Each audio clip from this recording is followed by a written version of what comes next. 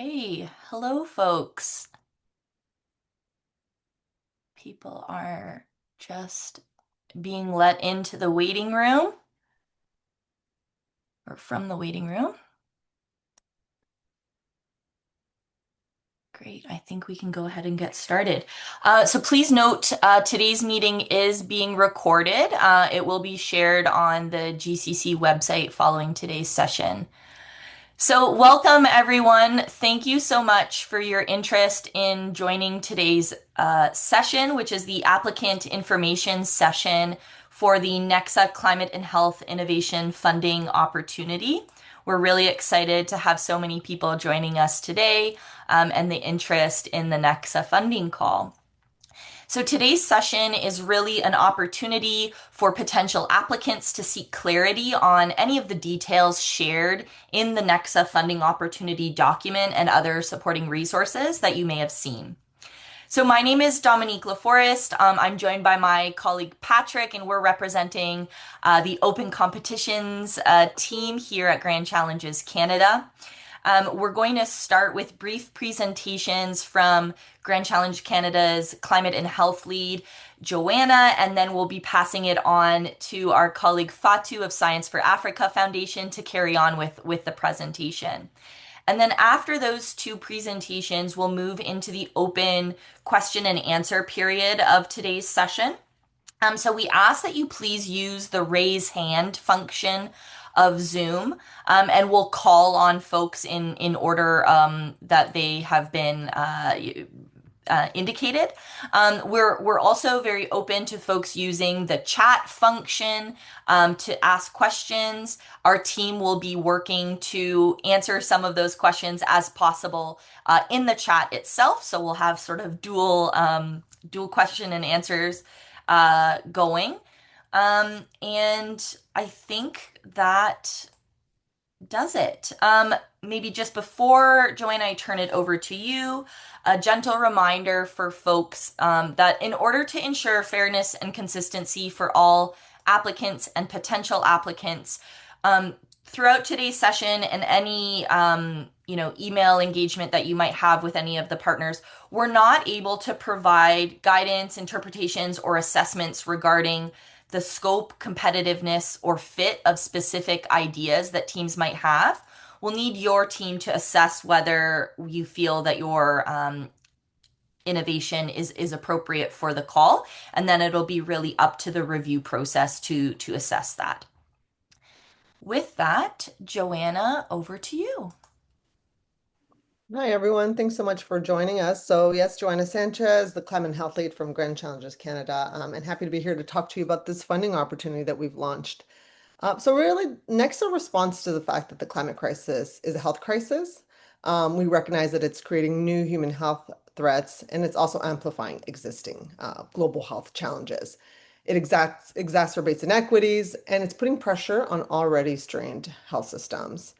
We also acknowledge that despite contributing the least to the climate crisis in terms of carbon emissions, low middle income countries are the most disproportionately impacted by its effects, particularly when it comes to human health. And so we know that urgent action and innovation is needed to overcome the challenges resulting from this climate crisis. Next slide, please. And so this is why we've launched Nexa. It's a new climate and health innovation initiative that's co-led between Grand Challenges Canada, the Science for Africa Foundation, in collaboration with the global consortium of partners and funders. And it really leverages the proven Grand Challenges model to accelerate high impact solutions at the nexus of climate and health. So this is where we identify a key grand challenge where we can be most effective by supporting solutions that aim to overcome the critical barriers around this grand challenge. And so Nexa will invest in bold, innovative approaches that enable local health actors and systems to turn climate-driven health risk signals into timely health service delivery action. Next slide, please. We're very proud of the fact that Nexa was guided by local priorities. Its design was informed by what's become the largest global climate and health survey ever conducted, which we conducted in 2025, to really understand what were the local drivers, local priorities worldwide, all low middle income countries that were driving climate-driven health impacts. We also conducted a comprehensive gap analysis. We had an expert panel, a global expert panel, provide technical input, and we also align strategically with funder priorities. And so this initiative addresses real, on-the-ground, climate-driven health priorities, and it leverages the strength of its consortium. The fact that there's so many partners coming together with their different strengths to coordinate our investments, share our learning, and create a global network of partners to hopefully drive the most impactful solutions forward. Next slide, please. And so the Global Consortium of Partners is as you can see here on the screen, led by Grand Challenges Canada and the Science for Africa Network. We're also working closely with other Global Grand Challenges partners and several philanthropic foundations as well to come together to launch this funding opportunity, as you've probably seen in the funding opportunity document. Next slide, please. And so through this funding opportunity, we will be investing specifically in Africa, Latin America, and the Caribbean. So this includes the entire African continent, including North Africa. And so to find out more about the specific countries that we're funding in this call, including which stage of funding that we'll be providing, please see Section 1, Competition Rules in Appendix B of the funding opportunity document. And stay tuned for an upcoming funding, more information about an upcoming funding call in Asia. So a similar opportunity to be coming soon. So stay tuned for more on that. But today we're focusing specifically on the call for Africa and the Americas. Next, please. And so let's talk about the funding focus. Through this landscape analysis that we said we conducted that included the survey, we really identified the top climate hazards or climate risks or drivers of health impacts. And we identified that those driving morbidity and routine care include shifting mosquito-borne infection patterns. So we're seeing that transmission patterns are changing as we see more flooding or droughts. We're seeing more extreme heat and poor air quality events. We're seeing that these are globally the key drivers of climate-driven health impacts. We also know that these disproportionately impact vulnerable populations, including pregnant women, those suffering from chronic disease, children, the elderly, and already underserved communities. And what we really learned was that local health actors are insufficiently equipped to anticipate and respond to climate-driven health risks. We really heard that they lacked the tools, technology, the information was not easily available. And so we're not able to equip them with the ability to respond or even anticipate when a climate hazard is coming. And so this funding opportunity will really focus and center around the health actor. And when I'll just briefly say that when we say health actor, we mean anybody who works to deliver health to their communities. That can be community health workers, that can be physicians, nurses, anybody that works within the health system to deliver care to the people that in the community. Next slide, please. And so Nexa seeks to fund bold, innovative solutions that will enable local health actors to turn climate-driven health risk signals into timely health service delivery action, thus reducing harms from mosquito-borne infection, extreme heat, and poor air quality. So we're very much focused on the impacts from mosquito-borne infections, specifically malaria and dengue, which we saw are the biggest drivers of health impacts, extreme heat or heat in general, and poor air quality.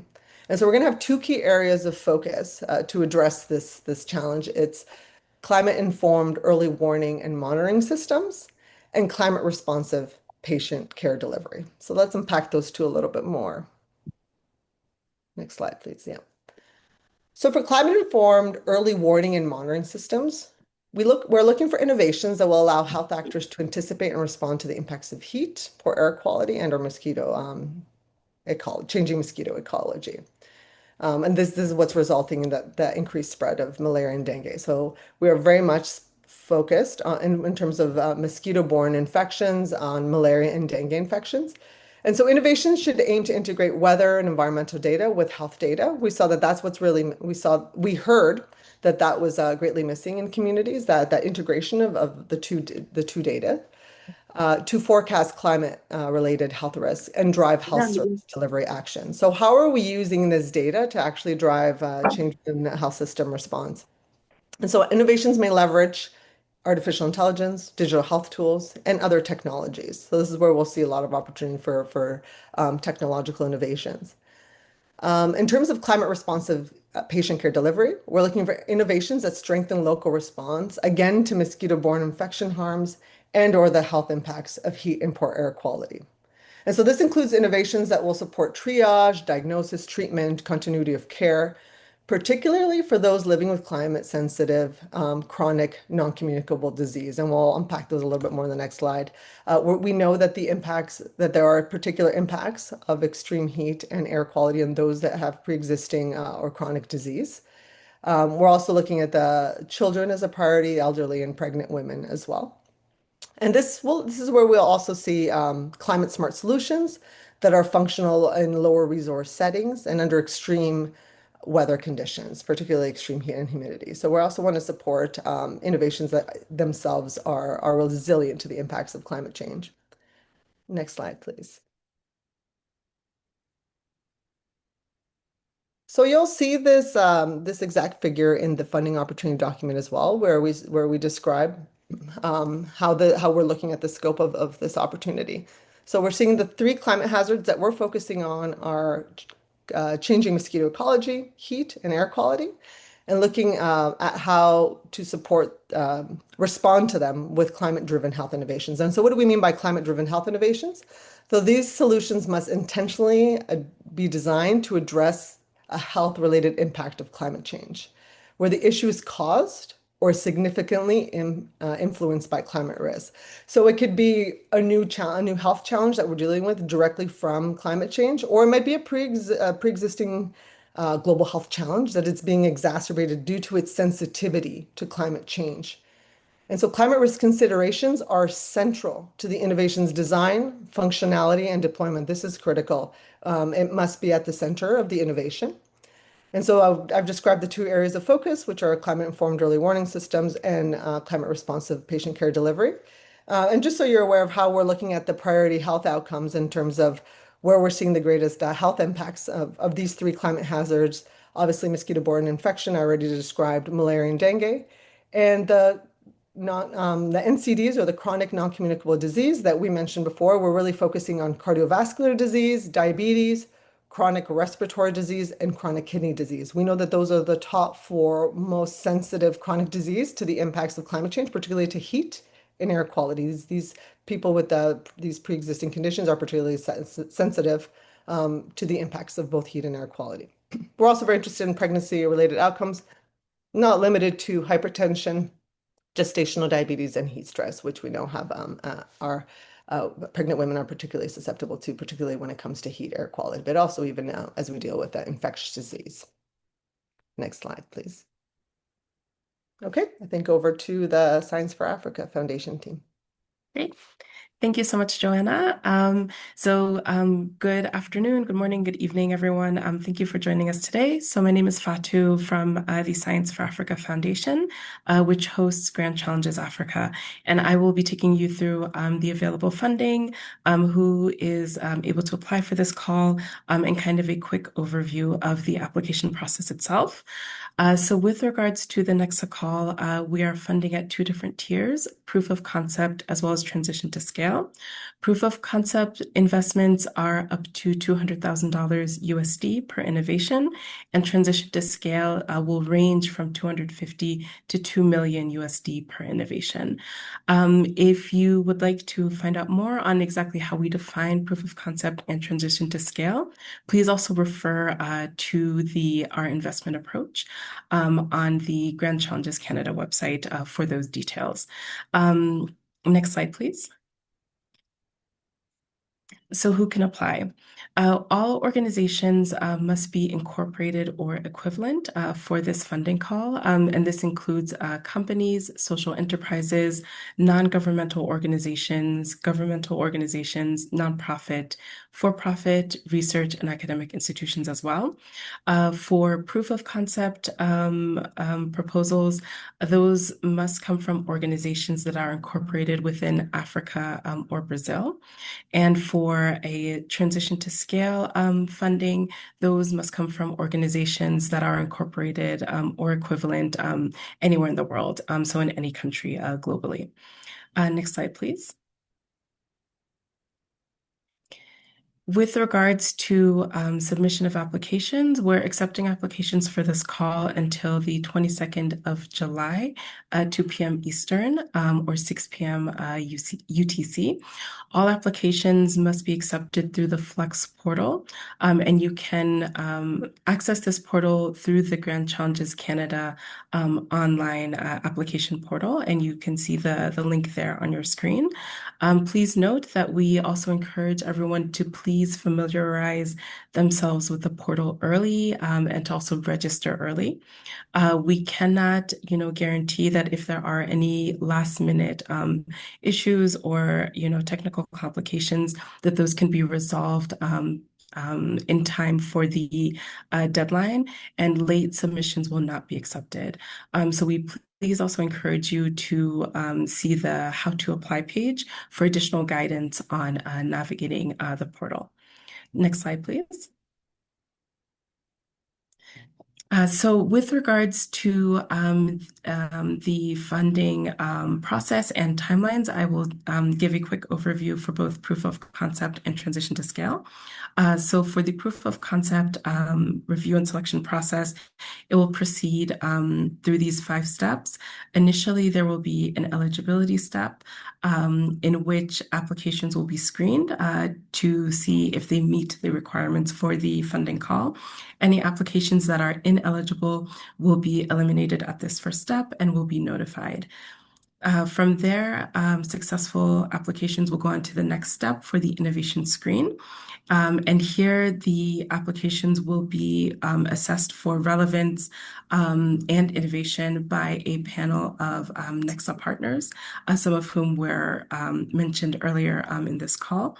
Applications that have not been assessed as relevant or sufficiently innovative will also be removed at this step, and those applicants will also be notified.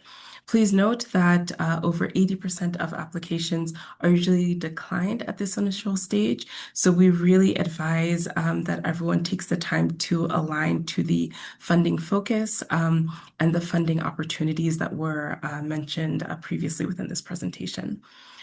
From there, towards the end of the year, around November, December, we will then go into peer review. Successful applications will then be reviewed by 3 external experts. Applications, again, that do not pass the peer review stage will then be notified at this point. Early next year, selection and approval steps will take place, where the Nexa partners will make their respective funding selections, and any applications, again, that are not selected at this point will be notified. Finally, step 5, which we anticipate between February and May of next year, successful applications will work with Nexa partners to agree on the grant terms, project objectives, and their budgets. And then we will, have the final announcement of the successful projects. Next slide, please. The transition to scale timeline will take place in a 2-step types review and selection process. So again, we will begin with an eligibility check, where applications will be screened for eligibility. Those that are deemed to be ineligible will also be notified at this stage. Following eligibility, the next step will be an innovation screen. And here applications will be assessed for relevance and innovation, again, by Nexa partners. Any that are deemed ineligible or not sufficiently innovative will be notified and eliminated at this step. And again, we really encourage all applicants to make sure that their proposals are aligned with the funding focus and funding opportunity, as this is a major step where we notice that many applications are declined because they simply are not aligned. So please, we encourage everyone to do that. Following the innovation screen, there's then a 2-stage application. Sorry, I think there's some background. If you could please mute. Thank you. At the two-stage application period, applicants will then be invited to complete a full stage application to develop and submit their proposals. From here, those selected proposals will then go to peer review. And they will be reviewed by three external experts. And the timeframe for this will again be towards the end of the year, December 2026, January 2027. Next slide, please.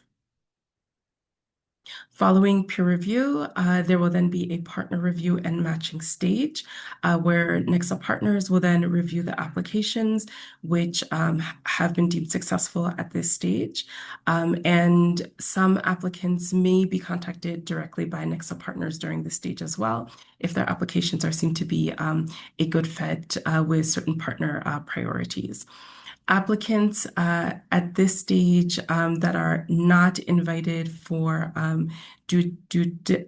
applications at this stage that are not invited for due diligence by any partner will also be notified that their proposals are not advancing. Following the peer review and matching, there's then a due diligence stage where the strongest applications are put forward to engage in due diligence conversations with Nexa partners.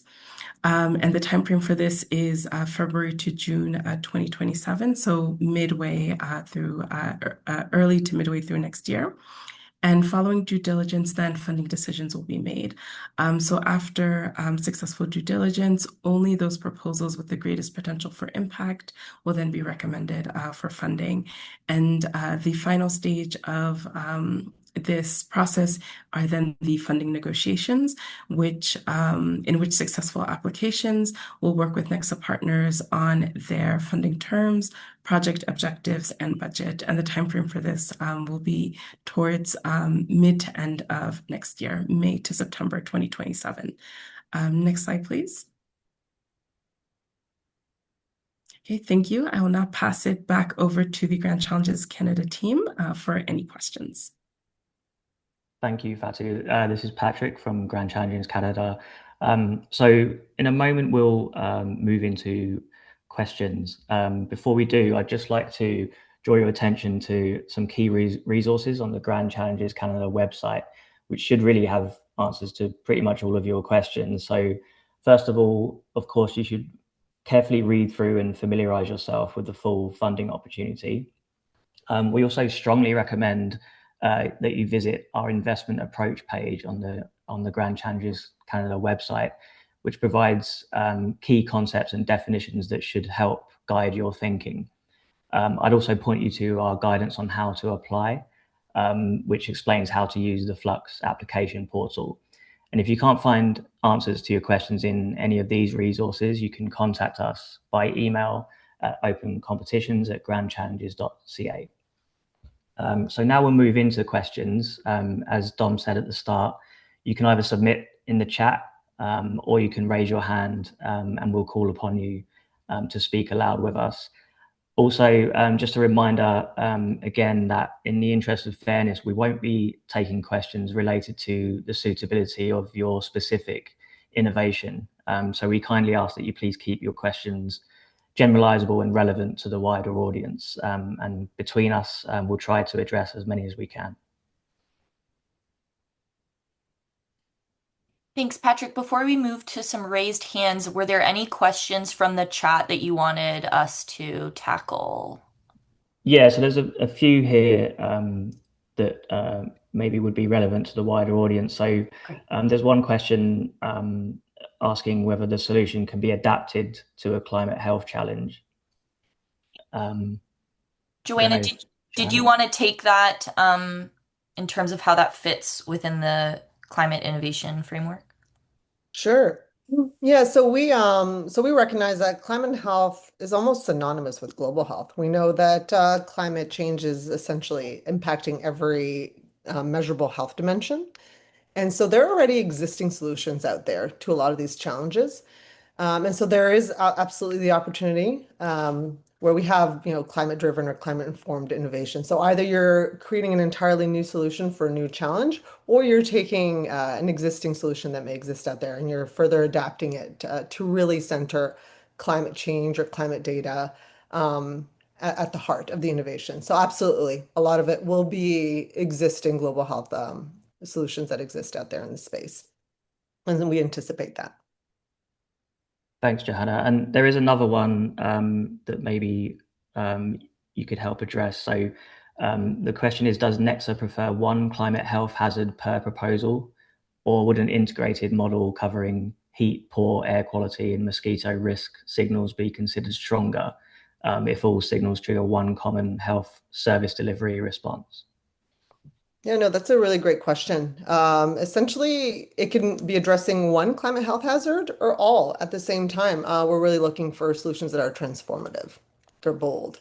We're looking more at the innovation's ability to really solve a grand challenge more so than we're not going to look at one that has three addresses three higher. It's more about the innovation itself, but both are eligible. You can decide to narrow in on mosquito-borne infection, just malaria, just dengue, or you can just focus on heat, or you can it could be an integrated solution, of course, that addresses all. And we anticipate a bit of that in the early warning systems as well, but it can also be in patient care delivery as well. So absolutely, both are acceptable.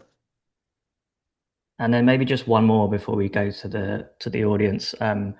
Does a climate health innovation need to involve healthcare workers or the healthcare system directly? Or would an intervention that improves health by reducing environmental exposures, such as household air pollution, also be considered within scope? So for this specific funding opportunity, we are centering the health worker and the health system. So it's very much about equipping the systems with the ability to anticipate and respond to climate-driven health challenges. So that's specific to this funding opportunity, very much centered around that. Thanks, Johanna. And then Dom, if you're monitoring the hands that have been raised, maybe we can turn to you. Awesome. Thank you. Linda Bear, I believe your hand was raised first. Please go ahead. Thanks so much. This is great and really appreciate the focus on this and getting the information here. There's a few clarifications. One is the synergistic effect. Some of the areas that we're working in are arid and semi-arid, and then they peak with extreme heat. It'd be great just to have a little bit of a response on, that, if that synergistic sort of focus sort of aligns with the call, sort of looking at drought affected areas. I think that this one's probably been answered, but the One Health approach is whether you would be looking at the interface maybe between animal health and human health. And then the third one, you've detailed some of the outcomes for health. And I'm wondering if there's any consideration for food insecurity, and it would be malnutrition. Thanks so much. I'll take this one. So I'll work backwards, and Linda, let me know if I missed any of it. So working backwards with the food security, stay tuned for more on food systems, food and food security for 2027.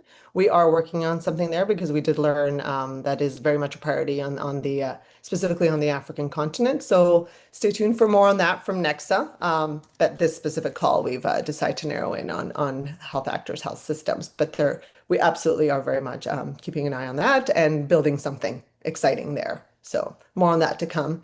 On the One Health approach, absolutely. If there is an opportunity to include One Health that directly feeds back into health actors' health system, of course, if there's a way to integrate that. Vector management is where we see a lot of that. In this specific call, we're not including that. However, there are other opportunities coming for invitation only on a more on scale level. But for this funding opportunity, again, because it's health actor, health system, if you are able to develop an innovation that does integrate in One Health, absolutely, we are very much supportive of that as well. Don't specifically call that out because of that health system or health actor focus, but of course, if it is responding to a climate-driven health impact, then yes. And I'd say it's for in terms of semi-arid versus heat, it very much is almost synonymous with heat or extreme heat. So if you can make a clear connection to that also being linked to heat and how that's impacting health. And then I think we would also recognize that as well. We know so those are some of the regions that are most susceptible to heat stress as well. So I'd say that's also within scope. Thank you so much. Thanks, Joanna. No problem. Thanks. Is it Isam? Please, over to you. Thank you, Dominic. Good morning, good afternoon, everyone. I'm Isam from ActionAid Bolivia. I just had a few clarifications, maybe 3, 4 points. Please, if you could help me just clarify on that. So we're part of a network of various organizations in different countries, and we're looking to apply for the transition to scale scheme.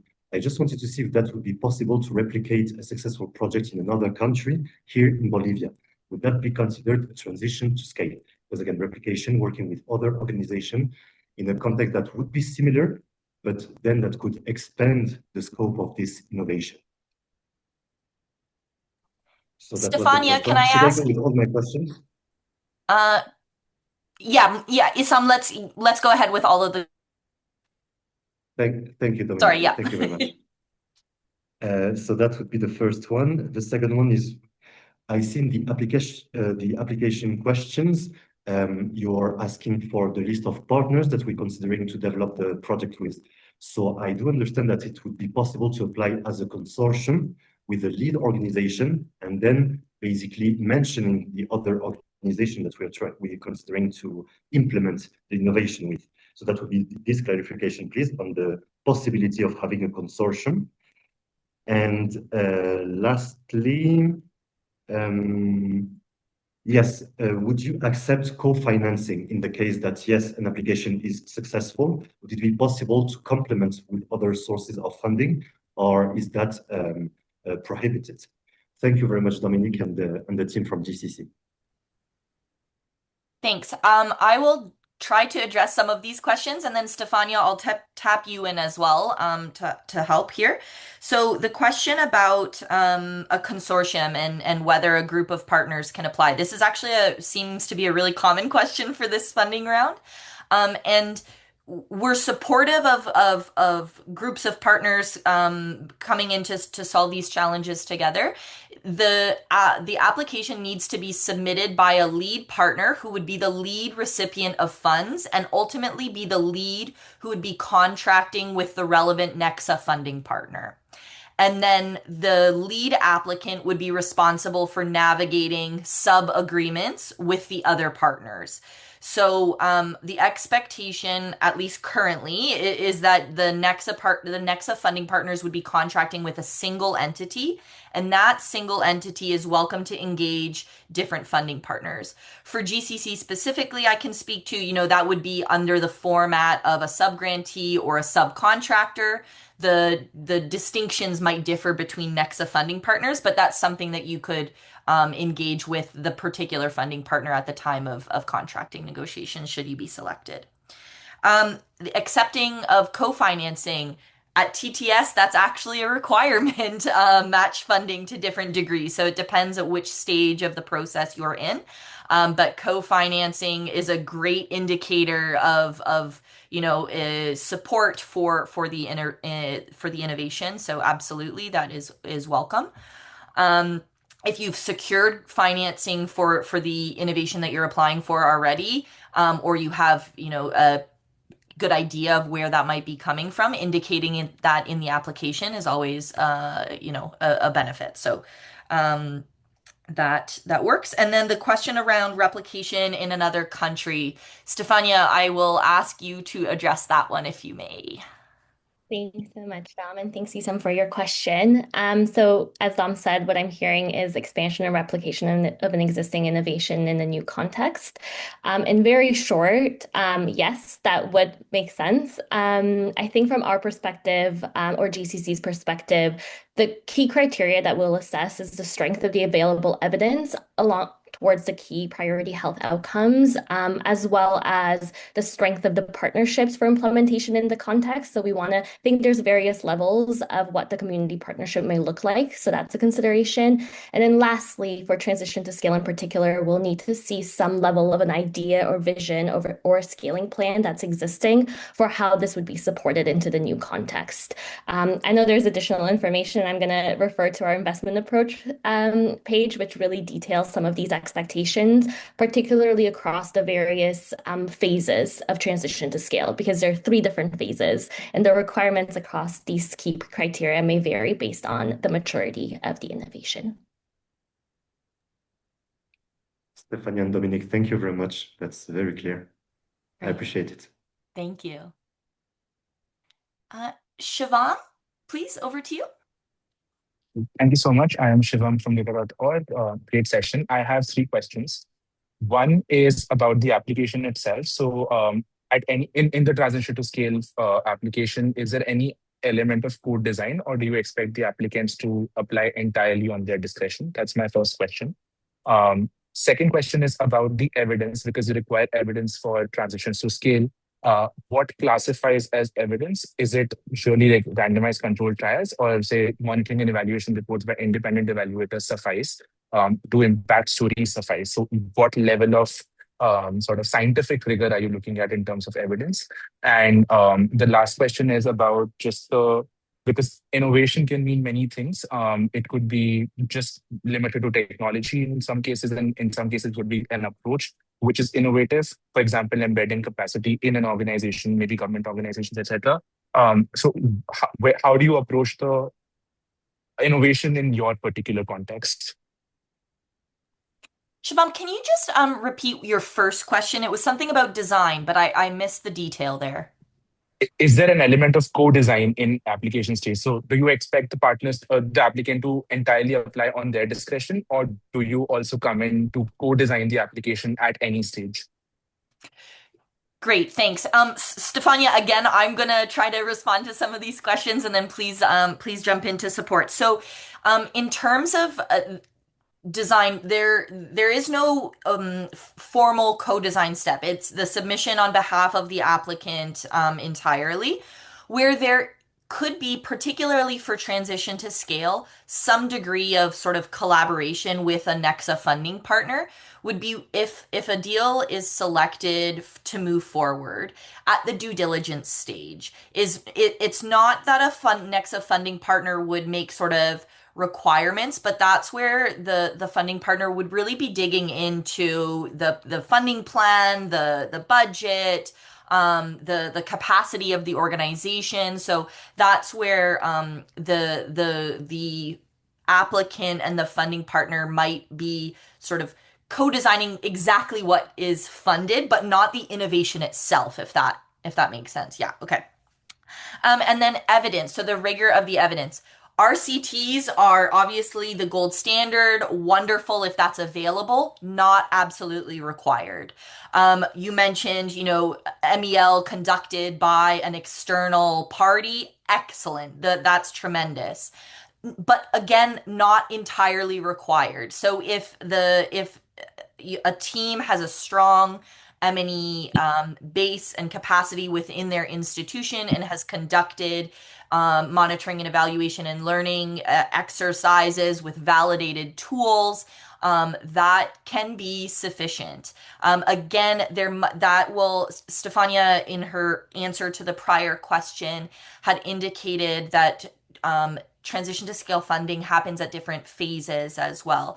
That the availability of the evidence and the rigor with which that evidence was collected will in part inform the stage of transition to scale that something is funded at, because there may be, if there is really very rigorous evidence that has been already generated, it might be funded at a later stage. If there is additional validation of that evidence needed, that could be part of the transition to scale investment that is made to further validate that evidence.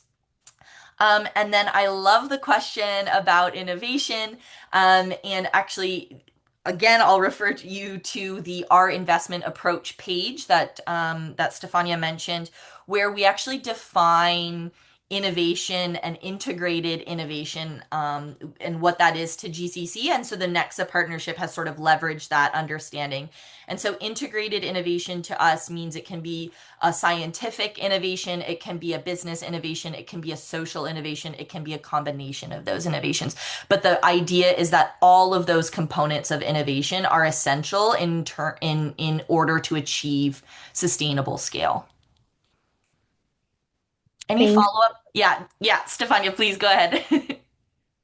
Before Shivam, we hear back from you, I just wanted to briefly build on the co-design question. From GCC's perspective, what we really assess when we review an application is where GCC may add the greatest value. So again, we wouldn't be asking you to change an innovation per se, because you are experts as the leads in implementing this in your given context. However, of course, projects are maybe much larger than what we can support, and there's certain priority areas that GCC can really provide value. So my role as an investment manager here at GCC is always to translate your vision in a way that is aligned with what GCC can support. So that's the co-designing that happens, but really I'm an advocate and a translator on your behalf. On the level, again, I'm repeating myself and saying that because of our three-phase approach, there's different requirements for the different phases. And obviously for the later stage, transition to scale 3, we really want to see that strong rigor around attributable impact that gives us the confidence that this really works at having an impact around against our priority health outcomes. What we do require evidence around is really feasibility and effectiveness. So at transition to scale, irrespective of the phase, we need to know that this works and that this is feasible in the context. Now, when it comes to attribution, again, we really want to see that. The rigor that supports that may vary. And I spoke around the value add. GCC, one area that we can really support is generating additional evidence to show that this really works. So I guess just a consideration, but again, the more the better, I would say. And a lot of applications do fall through our due diligence because of the lack of evidence around effectiveness and feasibility.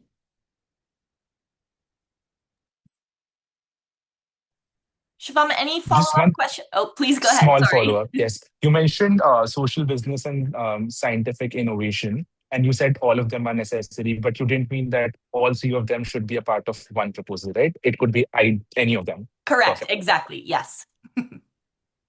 Awesome. Great. Thank you so much for those questions. Seti, I believe, please, over to you.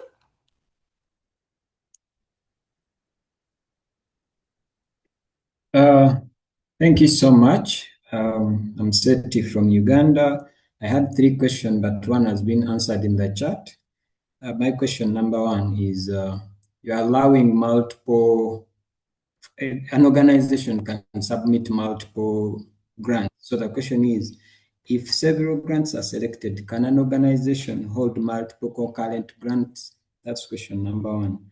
Then number 2, does this call fund commodities, let's say vector control material, if at all it is in relation with climate and the like?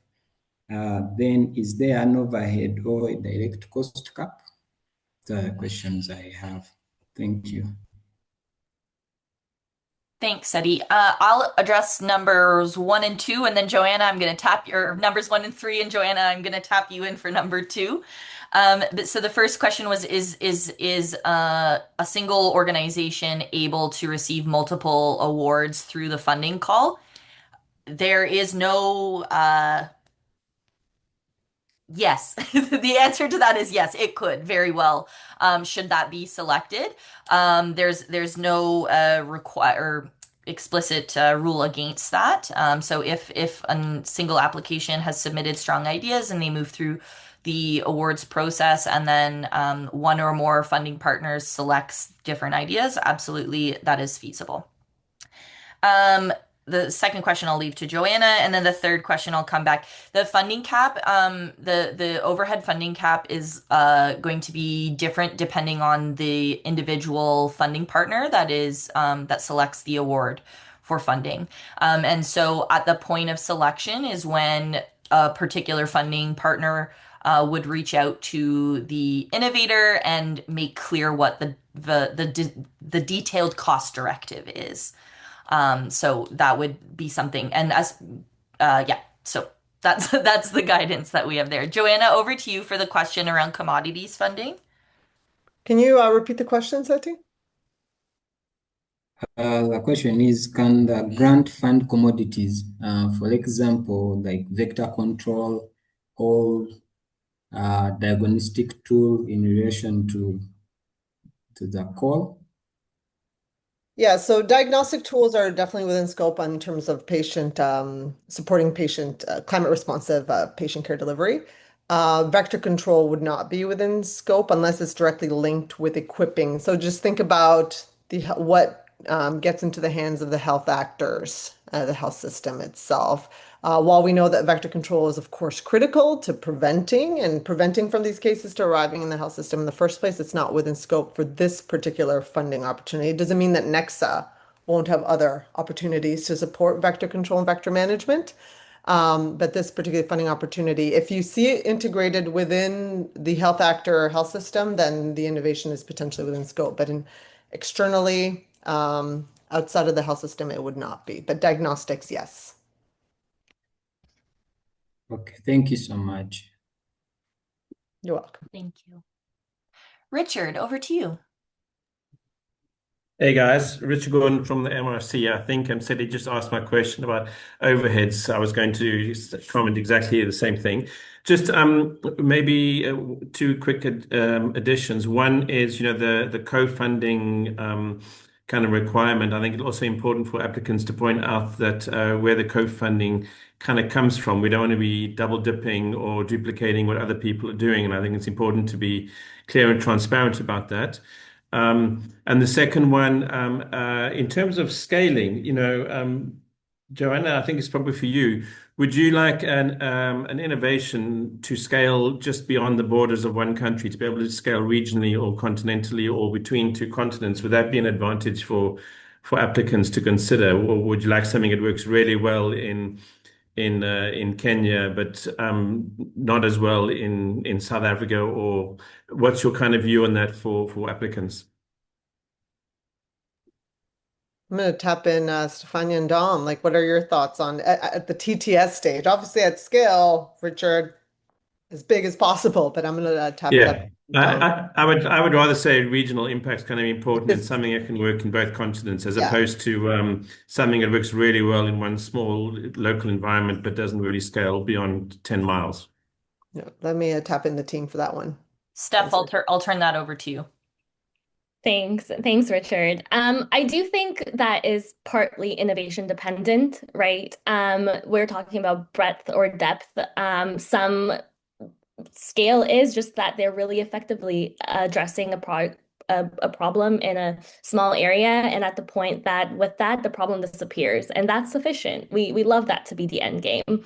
Of course, when we're talking about reach, we'd love to be able to reach as many people as possible, but sometimes that is regionally dependent, provincially or regionally dependent. So it really comes back to the innovation and what your addressable market is and how well your innovation is addressing that market. So this very much is a non-answer. Of course, the big, bold, beautiful that reaches the most amount of people are really great, but sometimes addressing things that are really important regionally are just as important. So to me, it's more so how are we best addressing the market? Thank you. I think it was just to be helpful for applicants for scope and scale. I think it's quite important for them to think of. Thanks so much. Arthur, over to you. Yes. Yeah, thank you very much, and good and greetings. Much for me now. This free one more. Yes. Thank you very much for this opportunity. My question is. Sorry, my God. Shit. Oh, right. Thank you. I am having electricity challenge. However, my question would be, quickly, it don't go off. my question would be, how about establishing an hub that will follow by research to diagnose diseases that is being affected by lots of marginalized community groups that are living around the mining community as a result of so many dilapidated land, dug out pits, stretching from, long range of kilometers. And we also noticed that within these dugout pits that have been lying there for more than 3 or 4 decades, it's a breeding ground for mosquitoes and several other dangerous chemicals like mercury that has been, grossly abused by other, mining companies. This has been a kind of trend, a pattern. And as a result, young people are dying as a result of Thank some you, of Arthur. these. Arthur, I'm just going to stop you there. The question is like highly specific to the particular idea, which we indicated that we're not quite able to respond to the fit of a particular innovation or idea that's being submitted. But before I turn it over, Joanna, is there a way to partially address this question as sort of like a larger um, alignment with the funding focus, or is this too specific for you Yeah. to do that? I mean, I can answer broadly that, marginalized communities, regardless of, whether they're internally displaced or mining communities or wherever, it's a matter of, are of course eligible innovations in those communities, populations are eligible, provided that they meet the definition, the scope. So addressing at least one of the three climate hazards that we mentioned. So mosquito-borne infection, heat, or air quality, and that they're supporting health actors in supporting those populations in those communities. So if you're seeing those possibilities within the communities that you're working with, of course, it's eligible. So it all comes down to, yes, of course, marginalized communities, those affected by conflict or displacement, or mining communities, or whatever it may be, would be eligible provided they meet those. Great. Thanks, Joanna. Is it Okpachi? Please, over to you and correct my pronunciation. Yeah, it's fine. It's fine. You have 95% in the pronunciation. Okay. So my question is just to confirm, if an organization has an idea that has been piloted and can be transitioned to scale. However, some other new components may be included in this transition based off some of the findings and gaps that were found from there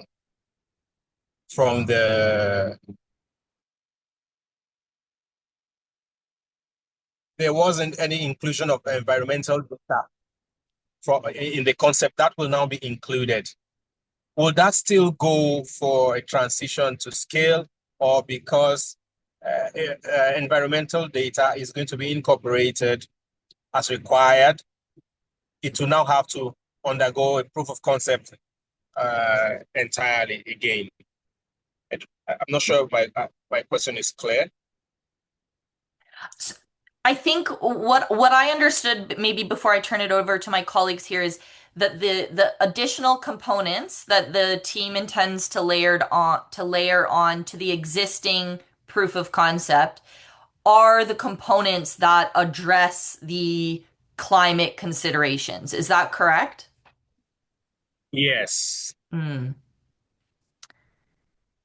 Yes. Joanna, my assumption here is that if it's the components that are addressing the climate related priority outcomes, this is likely a better fit for a proof of concept, but please.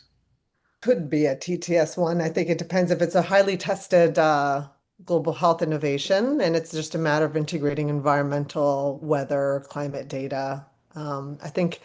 I think I'd really recommend looking at our investment page and looking at how we define the different stages to really see where you fit. But if it's we have seen in the past, very tested innovations in a particular area that are already working at a larger scale, but it's just a matter of integrating that climate component, and it might be ready for a later stage. So it could be beyond POC, but I think it's hard to inform on I think on a specific Individual basis. individual Yeah. level. So I'd really just recommend looking at how we define transition to scale. Steph, any additional clarity that you might want to offer here? Yeah. Yeah, I think the funding opportunity document does a great job of outlining like the key health outcome questions that we would like answered, including examples as well as the climate integration. So long as there's strong evidence around the effectiveness of the intervention to address the priority health outcomes, we could make a case for a very, very early transition to scale to really strengthen that evidence. It would probably be a very a shorter investment. But again, we need to have strong demonstrated evidence around the feasibility and the effectiveness of the actual innovation itself before we layer on the untested components. So yeah, agree with everything that Joanna has said, but the consideration would probably be a very, very early stage transition to scale if that evidence on climate integration is missing. Great, thanks all. Okay, thank you. Is it Ashanafi? Yes, Ashanafi. Wonderful. Please go ahead. Thank you so much for this opportunity. The overview is very much clear, and I'm Ashanafi from the Lutheran World Federation in Geneva. I would have two questions. One is, as our faith-based organizations, church and church-related diaconal organizations eligible as lead applicants? This is one question. Yeah, as long as the institution is legally incorporated or an equivalent legal person and is able to receive funds, then yes, that's acceptable. Thank you. And the other question is, would community-based climate health early warning systems led by churches and volunteers, does this fit strongly under innovation window? Can you please repeat the question? Community-based climate health early warning systems. There are volunteers engaged in community-based early warning systems, and is this a strong fit under the innovation window? And I wanted more clarification on whether this fund is more interested in technology-based innovations or a social and community-based innovations. Joanna, I might hand this one over to you. Yeah, so in terms of course, community-based innovations are eligible, but again, at the center is health actors, and it could be health volunteers, community health workers, or informal health clinics, or whatever it is that provides services to local health communities. We know in some rural communities there's quite informal systems as well. So whoever supports the care, the health care of the community and supporting them, including, as I said, health volunteers. There is no preference for technological versus social versus business. It's about how transformative and strong the innovation itself is. So we won't rank one higher versus the other just because it's technological or business, or it's more about the innovation itself. Thank you so much. That's clear.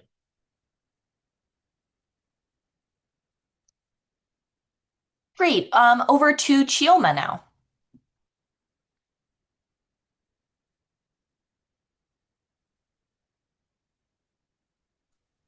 Okay. Good afternoon, everyone. I am Christine from Nigeria. I just want to know if innovations about mental health and climate are actually eligible.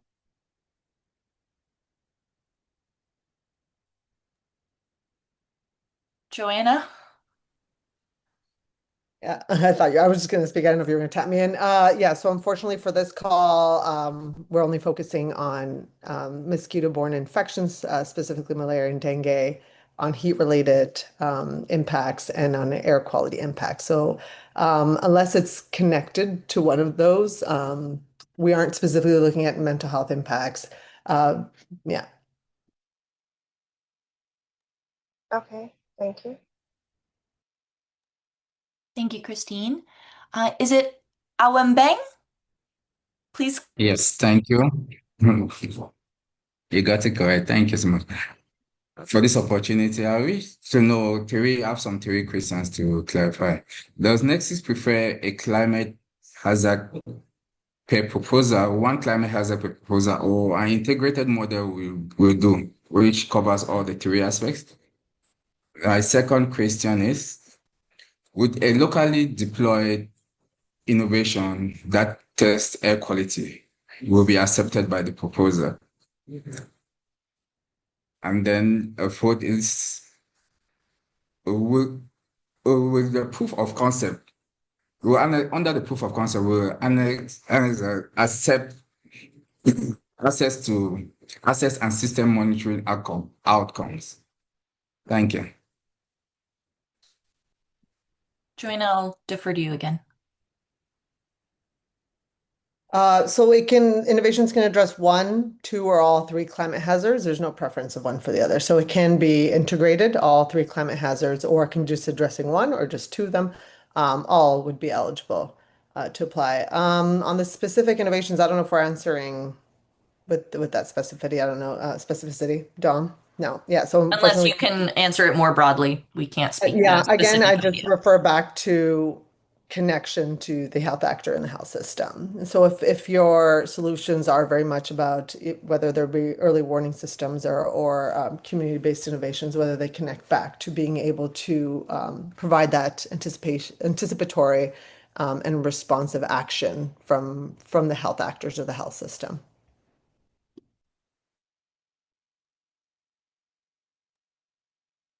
Awembeng, do you have any follow-up? Thank you. Okay, No, thank thank you. you so much. Great, thanks so much. I see Wiata.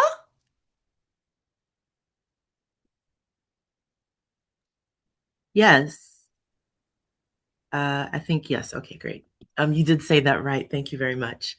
I just wanted to, Joanna, you mentioned that the climate informed early warning and monitoring systems can use AI or tech solutions. I just wanted to confirm that the same is for the response and care delivery solutions.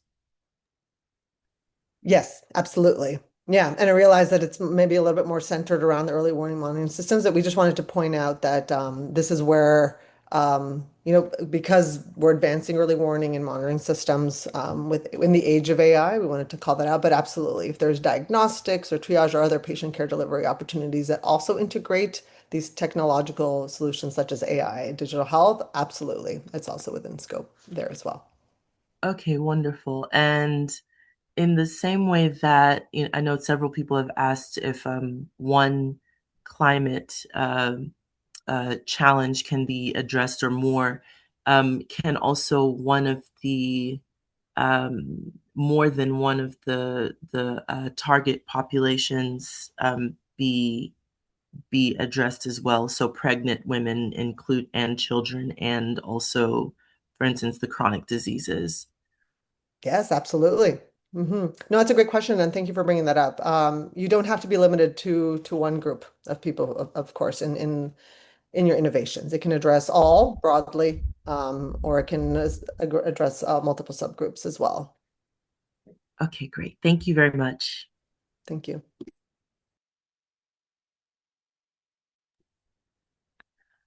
I don't see any other hands raised at the moment, so maybe I'll just take a moment to pause here. Patrick, are there any questions coming up in the chat that you'd like us to walk through? Thanks, Dom. I think a lot of them have been covered elsewhere. Okay, great. Yeah, so I wouldn't want to revisit some of those that have already been covered. So yeah. Awesome. Thanks. Well done on keeping up with the chat. And thanks everyone for keeping the questions rolling. Well, we'll open the floor again if there are any other questions that folks want to. Arthur, I see that you've come on video. Do you have a follow-up question for us?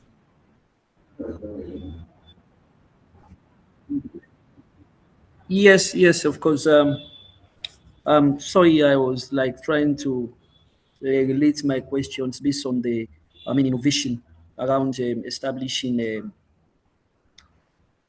diagnostic kind of a device that would help in the process regarding addressing health issues. I'm sorry, I don't think I quite understand the question, Arthur. Whether there is going to be innovative health diagnostic kind of research that will bring out the actual disease that's affecting, that is responding to the issues around health hazards. So is the question whether the Nexa portfolio would be funding research? Is that? Yes, of course, it will. The basis of the research will come out with the actual confirmation about the kind of disease that is affecting. So that's not what this funding opportunity is seeking to support. So really we're looking at innovations and the funding is to support the implementation and the evaluation of those implemented innovations. So the sort of research for research sake is not the funding focus of this opportunity. Okay. Well, thank you. Okay. It's good. Now know. Wiata, do you have a follow-up question here? I see your hand is still raised. I do not. I apologize. Oh, okay. No, all good. Thank you so much. Susan, please go ahead.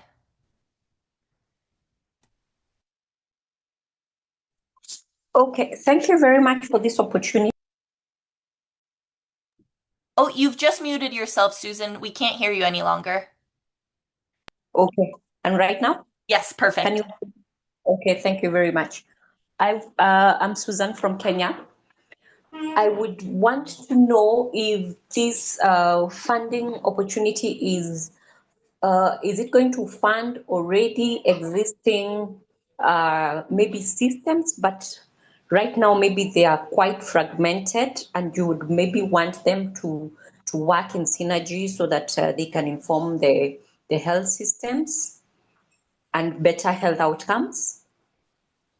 And the second question is there a preference or a bias towards a particular set of a PI, maybe a PhD holder, or it could be even a master's student, or maybe what kind of preference for the candidates to apply for the funding, if any?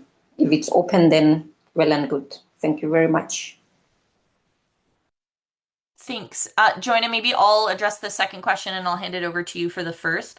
But there is no sort of stated preference or for the sort of educational background of the lead applicant.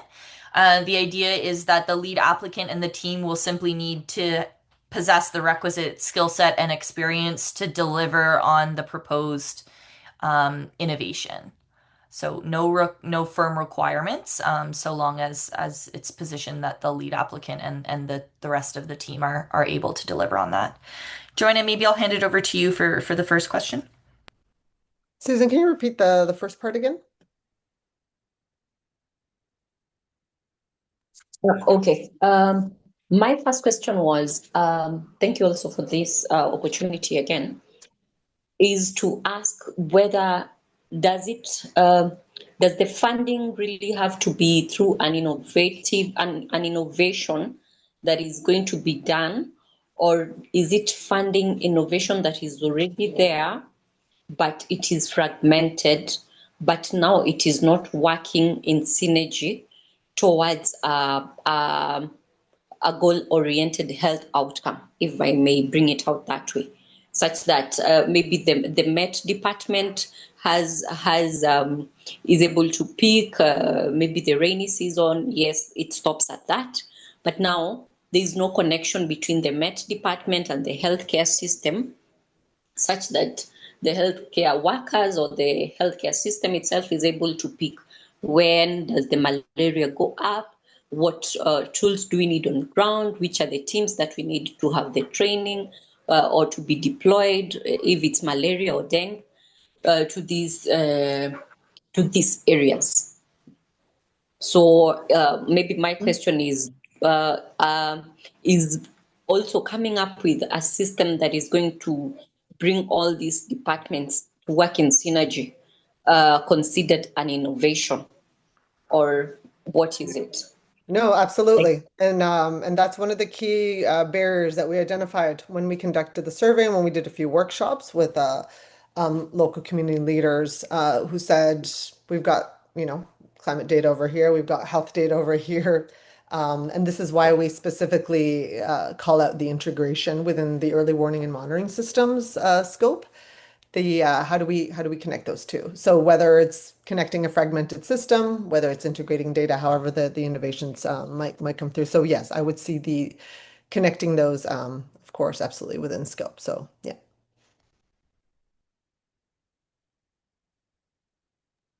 And before we take the next question, Dom, we have a few new people who joined and are asking, just because of the time confusion, are asking about how we'll be sharing the recording. And of course, our apologies to everyone. There was a bit of a confusion with the time where we said 2 p.m. when in fact it was really 1 p.m. So Dom, maybe you can explain how we'll be sharing the recording so that everybody can access it, even including those who weren't able to join today. Yeah, thanks so much, Joanna, for that pause. And again, just sincere apologies for this confusion with the time zones, folks. We will be posting the recording within the day on the Grand Challenges Canada website on the Nexa funding opportunity page. That's where everyone will be able to access it. There'll be no sort of password or restrictions to that. So yourselves and different members of your team will be all able to access that. The recording includes from the beginning of this session. So the presentations that were done, the overview of the areas of focus, the overview of the process, all of that detail will be included, as well as the Q&A that's taken place. And so for those that are just joining us, we encourage you to use the raised hand function and we'll call on you to pose your questions. Our team is also doing our best, way to go, Patrick, to furiously answer the questions coming through in the chat. So you have both options. Thanks so much. Okay, we'll move over to some more hands raised. So is it Olajide? Please go ahead.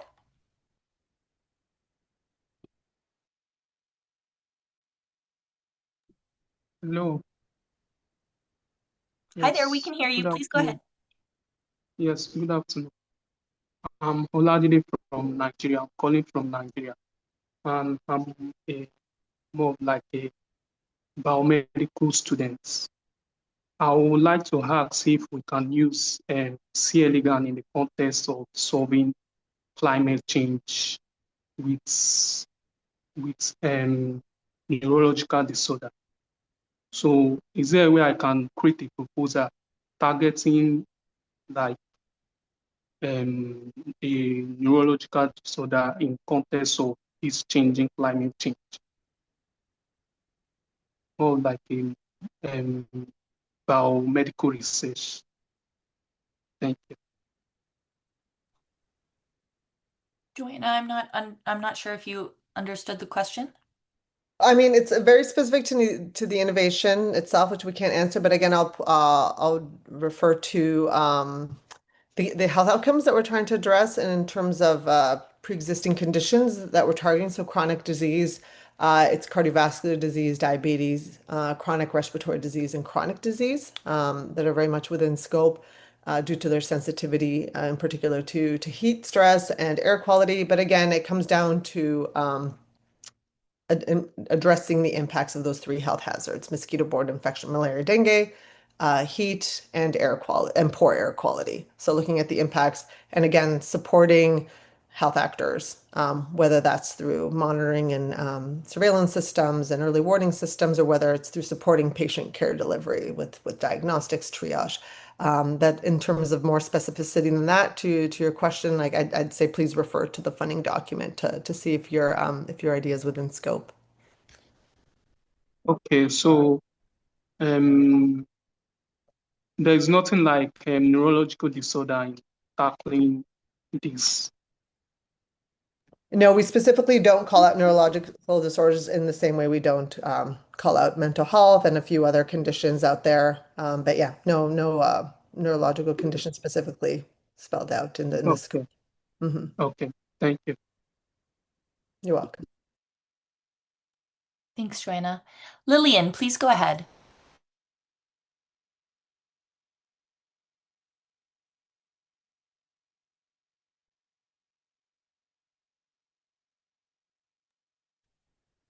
Lillian, please go ahead. Okay, so yeah, I have 4 questions. One is, does a community implementing partner have to be formally incorporated, or can they participate as a subcontractor? Then another one is, if several applications use the same region, delivery platforms, and healthy conditions, what makes them separate innovations rather than one project split into several applications? A third one is, can the grant fund commodities such as, okay, that was answered. The last one is there a cap on overheads or indirect costs?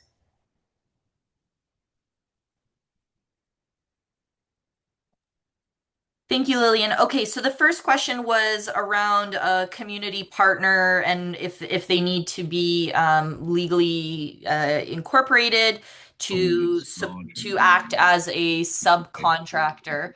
And so that's a rather difficult question.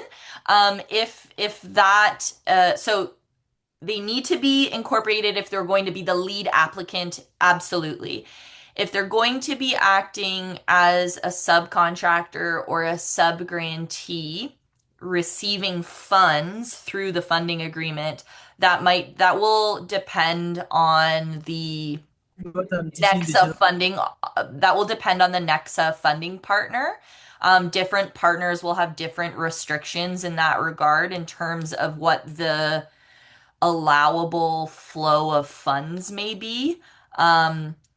Because for most of the Nexa funding partners, a primary recipient, so the lead applicant who will be the contracted party under the agreement, will need to then have their own agreements with subcontractors and subgrantees. And if a community organization is not legally incorporated, any sort of legal agreement would not actually have any standing. So that becomes a little bit problematic. So again, the details of that would need to be addressed with the particular funding partner at the time of negotiation should an innovation be selected for award. The last question you asked was around the cap on overhead. And this is something that we addressed earlier on, but I'll just repeat it for those who have joined recently. So any sort of cap on overhead and indirect cost will be dependent on who the Nexa funding partner is. And so every individual Nexa funding partner, once an innovation has been selected by a particular partner for funding, that partner will then share their particular cost directive with the selected innovators. And that's when you'll be able to get the clarity because that amount will differ between funding partners. And then Lillian, you had asked another question, and I'm sorry, I didn't quite capture that one. Let me repeat it. Thank you. If several applications use the same region, delivery platform, and healthy condition, what makes them separate innovations rather than one project split into several applications? So the idea is that every application would need to represent a particular innovative solution. If one solution, if it's the same solution being implemented in multiple regions, that would come under a single application. But if an entity is seeking to apply different ideas in one or more contexts, then it would be different applications. So the idea is like one application per solution. Is that All right, clear? thank you. Okay. Yes, thank you. Thank you so much. Cleo, please. Good afternoon. I apologize if I missed details on what I'm going to ask because I joined quite late. So two questions. One is the funding.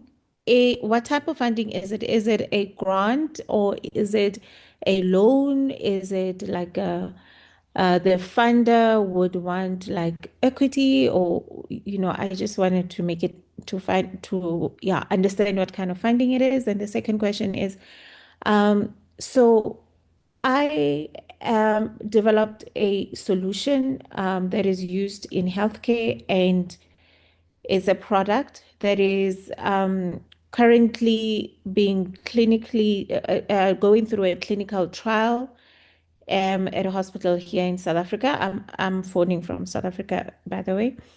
And the clinical trial is nearing completion, and the idea from then is commercialization. And obviously, we want to make sure that the product is available, especially in state hospitals, but also private hospitals later on, hopefully to launch that in private hospitals next year. But the primary focus is to launch it in state hospitals where the need is greatest. So I wanted to find out, because now, as much as it's a clinical trial at the moment, which is really nearing the end, we are going into commercialization. So does that still fit the requirements? Yeah, that's it. Okay. Thanks, Cleo. Okay, so I'll address the first question on the funding mechanism. So proof of concept investments are all going to be grants. Transition to scale investments have the opportunity to be there are several different funding mechanisms that the Nexa partners are able to deploy. So that could be grants, loans, and even equity where reasonable. But that's not going to be something that is determined until an innovation is selected to proceed to the due diligence stage. And that decision will be made between the innovator and the Nexa funding partner. Those will be discussions had between those two entities at the due diligence stage to determine what is most appropriate for the innovation in its particular stage, as well as the lead applicant. You asked a question about sort of the fit for your solution. So I'm just going to remind folks who have who have more recently joined us, we're not able to provide responses specific to an individual idea in terms of fit or relevance, just to ensure fairness and equity across all applicants.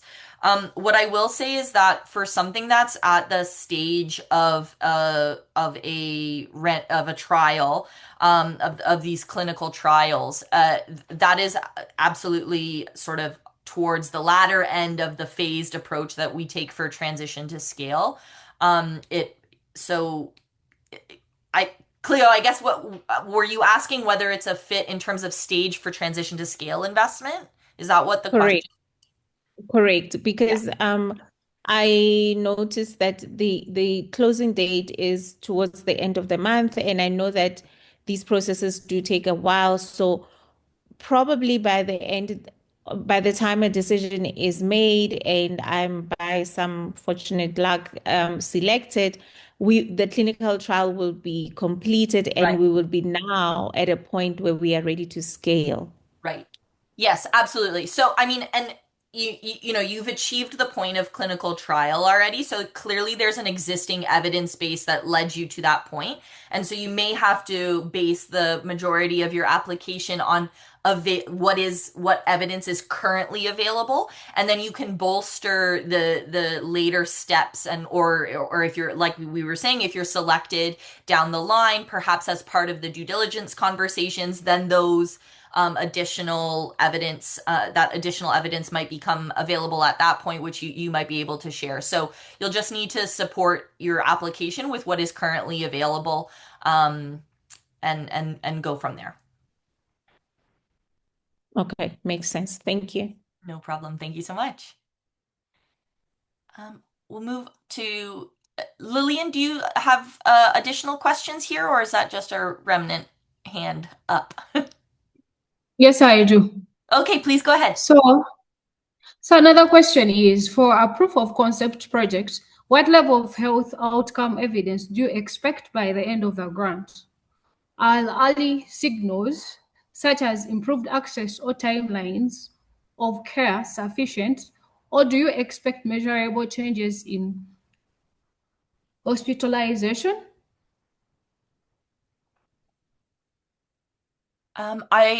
Joanna and Abigail, if you're still on the line, that's something I might defer to the two of you. Yeah, I don't know if Abigail's here. She might be better to speak to how we're measuring proof of concept. Yeah, sorry, I'm just here. Could you repeat the question, please? For a proof of concept project, what level of health outcome evidence do you expect by the end of the grant? Are early signs such as improved access or timeliness of care sufficient? Do you expect measurable changes in hospitalization? Yeah, what I think I can, sorry, my name is Abigail and I work on our impact measurement team. I should have shared that first. What I can say is that when you enter into proof of concept, there's no evidence that's necessarily required. By the end of proof of concept, what we would hope to see, certainly evidence around feasibility, for example, is important. What is especially critical is that we see some early signs of impact on health outcomes, not necessarily attributability, but certainly signals that the innovation would have some potential impact on a health outcome that's been fleshed out in the RFP.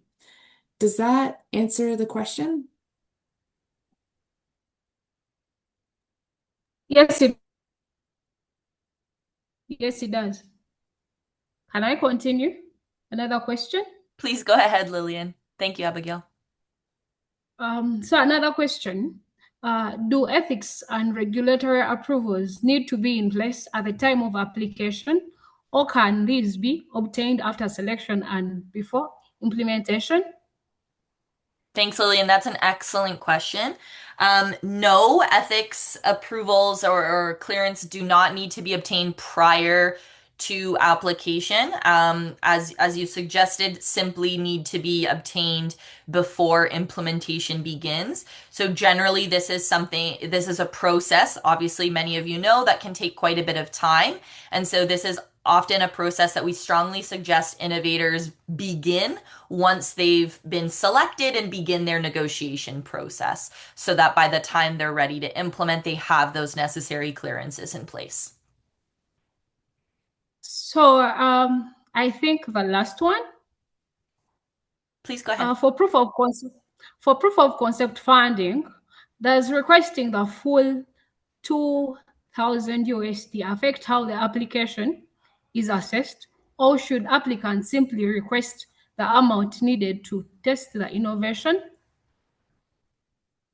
Yes, please request the amount that you as an applicant feel is appropriate for the innovation, for demonstrating results against the priority outcomes as outlined in the funding opportunity. Folks will not be viewed more positively or negatively depending on the amount of funding that is requested. We want to see that you have that a team has thought through what the budget necessary to successfully implement the innovation will be. The very last one, if you give me a chance, at what stage are the final award currency and payment arrangements confirmed, and should applicants budget entirely in USD at application stage? Yes, budgeting at application stage should indeed be in US dollars. An innovator will, once an innovation has been selected for funding by a particular Nexa funding partner, that funding partner will reach out with clarity around their particular due diligence and or negotiation process. It's at that time that the currency of the award will be confirmed. In terms of the payment schedule, that's likely not to be confirmed until later in the contracting negotiation process, because different partners will approach this a little bit differently. Many of us are milestone-based funders, and so we'll need to have the chance to negotiate what those contracted milestones will be in order to determine the payment schedule. All right, thank you. I think that's all for now. Thank you, Lillian. Silver, please go ahead. Thank you, Dominique. Silva from Uganda. I have a couple of questions. I'll start with the last one. Would having a team member who's from, say, the US affect how the application is reviewed? Then the second one is if that is basically an unpaid team member, just someone who wants to be part of the project, but they would be very happy to support without getting any compensation. And then the other one is you in the budget you have subcontractor and then sub-grantee. So imagine I have a colleague from another university, and the only part of resources that are going to him or her is for compensation, salary compensation for their time. Would that be considered subcontracting or sub-granting if they must be paid from their home institution? Then the last one is if I need some lab work as part of confirmation for what I'm doing, would the grant fund such work to be done outside Africa or must be done within Africa? Thank you. Thanks, Silver. I'm going to try to answer these questions. So, the first question was around whether someone from the team was an American citizen, and Yes. whether that would be sort of viewed positively or negatively. Is that correct? Yeah. Yeah. So I mean, it wouldn't be viewed negatively. I think the question is really around the eligibility considerations. So whether the applicant institution is an eligible institution as per the criteria outlined in the funding opportunity. And then the project lead simply needs to be like formally affiliated with that applicant institution. So if this is an American citizen affiliated with an eligible institution, that's fine. If this is an American citizen who is a project collaborator of some sort, that's also fine. So there are no sort of restrictions or sort of bonus points or anything or negative points for that. Then there was a question around subcontractor, subgrantee. So at the application stage, I wouldn't worry too much about those classifications because, again, exactly how those are classified will depend on who your funding partner is. I would say, like, broadly speaking, you can kind of think of the distinction between subcontractor and subgrantee as if an organization or an individual is a sort of core part of your innovation in terms of like they're not easily replaceable by another partner, that would be categorized as a subgrantee. If this is more like a vendor who could be replaced by another partner, then that would be more subcontractor level. And there was another one or two questions in there that I don't quite think I captured. Oh, the other one is I'm assuming part of the innovation at some stage may need some lab work to get sufficient data. Right. To support what we're saying. would the grant allow doing part of that work outside Africa, or it is restricted to be done within Africa? Again, I think that is probably going to be part of what's negotiated with a funding partner. Like there's no explicit restrictions against where lab work would need to be done. I think like the priority is that as much of the funds are spent in the implementation geographies, but where that might not be feasible for a variety of reasons, um, it's possible that it could be done outside the continent. But the details of which would need to be discussed with a particular funding partner at the time of contracting. Thank you. For now, I raised my case. Thank you so much, Silver. Is it Dauda? Daraus. Hi, yes. Dauda, I'm calling actually from Burkina Faso, which is a French-speaking country. So my question is to know if there will be a session dedicated to French-speaking people. And the second one is to know if the application should be made only in English. Thank you. Thank you, Dada. Unfortunately, we're not going to be able to host a French applicant information session, but if you reach out to the open competitions mailbox, the Grand Challenges open competition mailbox, perhaps Patrick, you can put that email in the chat for us again. But you'll be able to pose your questions in French, and our team will be able to provide you responses in French as well. So that's the only option for us at this time. And then the question about language of application. So as stated in the funding opportunity document, we can accept applications in French and in English.